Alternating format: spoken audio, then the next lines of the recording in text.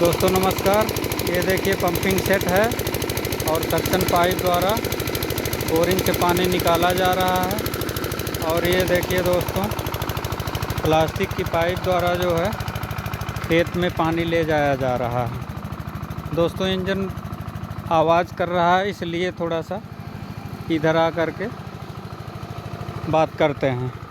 दोस्तों ये देखिए पाइप है लगी हुई है और वो खेत में सिंचाई की जा रही है। और ये देखिए दोस्तों धान की फसल लगी हुई है, दूर दूर तक धान की फसल लगी है। ये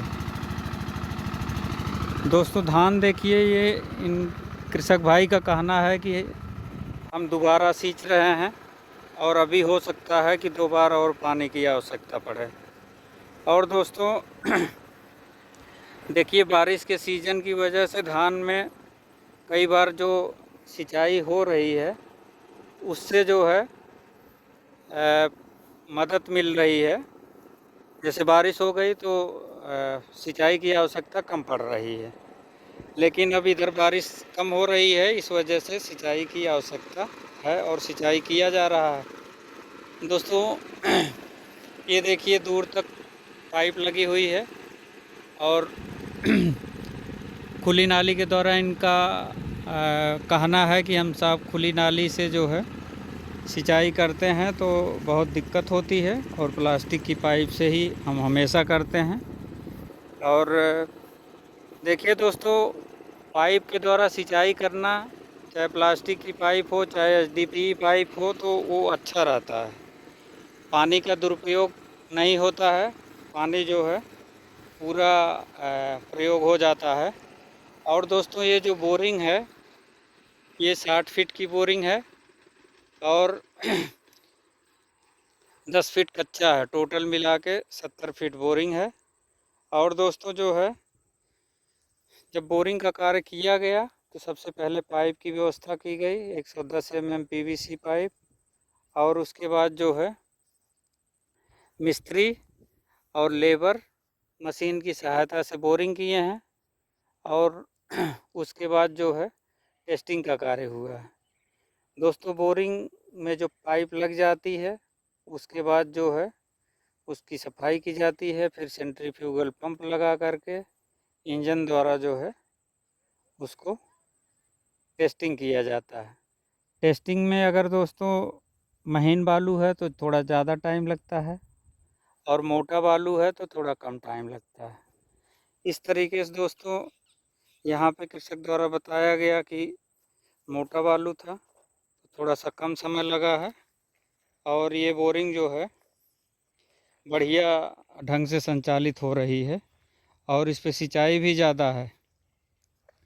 दोस्तों पंपिंग सेट जहाँ भी यूज होता है वहाँ हमको अक्सर पंप हाउस बनाने की आवश्यकता नहीं पड़ती है। जब भी जो है पंप हाउस का जो हमारा खर्चा है वो कम हो जाता है। ये देखिए दोस्तों फिर से ये बांध रहे हैं और बांध रहे हैं, खोल रहे हैं। अच्छा दूसरे में लगाएंगे। अच्छा पूरा हो गया। चलिए इनके द्वारा जो है कहा जा रहा है कि मेरी सिंचाई का कार्य पूरा हो गया और मैं इसको जो है अब निकाल रहा हूँ।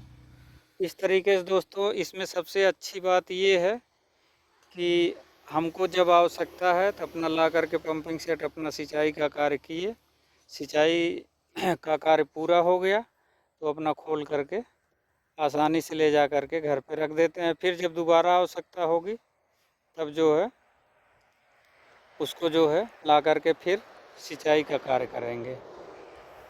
दोस्तों पंपिंग सेट जो है जहाँ भी यूज होता है इसमें तेल कम मतलब लगता है।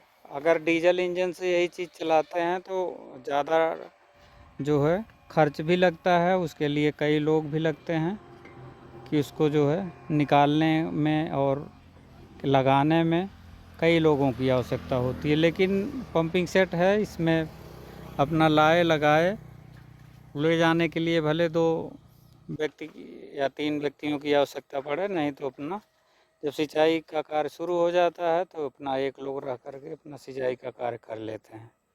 धान ये देखिए दोस्तों, ये सिंचाई पूरा हो गई है बढ़िया से। और धान के लिए कहा जाता है धान, पान और केरा, ये तीनों पानी के चेहरा।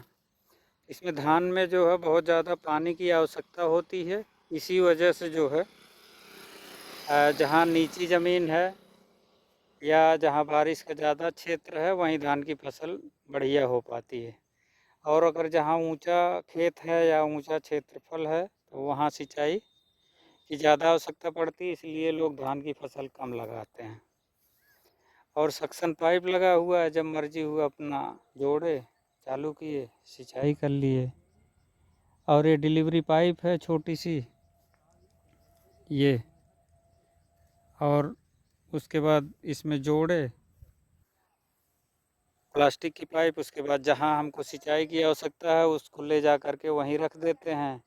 उसके बाद पंपिंग सेट स्टार्ट करते हैं। पंपिंग सेट स्टार्ट करके जो है फिर अपना ले जाके सिंचाई करते हैं। इसमें दोस्तों जो धान है, हमको धान का जब बीज लेना चाहिए, बेरन डालना चाहिए, तो अच्छी क्वालिटी का बीज लेना चाहिए, जिससे जो है पैदावार अच्छी रहे। और जब जब सिंचाई की आवश्यकता पड़े तो सिंचाई का कार्य करें, और जब खाद की आवश्यकता होती है तो खाद डालें, और जब दवा की आवश्यकता होती है तो दवा डालें। इस तरीके से जो है फसल की बराबर देख रेख करनी पड़ती है। जब देख रेख फसल की अच्छी होती है तो फसल भी अच्छी रहती है। और अगर आप एक बार लगाए और सोच रहे हैं कि उसकी देखभाल ना करें, तो उतना अच्छी फसल नहीं होती है। तो जैसे फसल है, इसकी बराबर देख रेख करनी चाहिए। जब जिस चीज़ की आवश्यकता है उस चीज़ का प्रयोग करना चाहिए। और भूमि परीक्षण भी करा लेना चाहिए। भूमि परीक्षण कराने से आपको पता रहता है कि हमारे खेत में किस चीज़, कौन से पोषक तत्व की कमी है, कौन सा पोषक तत्व हमारे पास उपलब्ध है। काफ़ी किसान भाई जो हैं वो गोबर की खाद प्रयोग करते हैं, जो कि बहुत बढ़िया है। अगर अपने पास गोबर की खाद रहे या जैविक खाद हो तो उसको प्रयोग करने से हमारी जो मिट्टी की उर्वरा शक्ति है वो बरकरार रहती है। और यूरिया है या जो केमिकल वाली खादें हैं, इनका कम से कम प्रयोग करना चाहिए। और अगर ज़्यादा प्रयोग करते हैं तो मिट्टी जो है वो बेकार हो जाती है। धीरे धीरे जो है उसमें पोषक तत्व जो है कम ज़्यादा हो जाते हैं। इसलिए हमको मिट्टी का परीक्षण ज़रूर कराना चाहिए। और बीज, जैसा कि हम बताए, बीज भी अच्छी क्वालिटी का लेना चाहिए। और जब सिंचाई की आवश्यकता हो तो हमको बराबर सिंचाई भी करना चाहिए।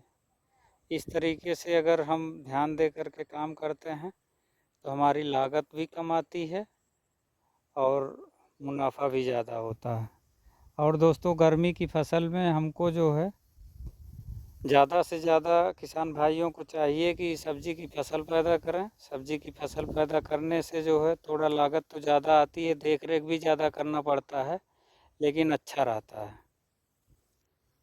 और दोस्तों इस वीडियो में इतना ही। चैनल का नाम है इंजीनियर 1977। चैनल को लाइक कीजिए, सब्सक्राइब कीजिए। जय हिंद, जय भारत, जय जवान, जय किसान, जय विज्ञान।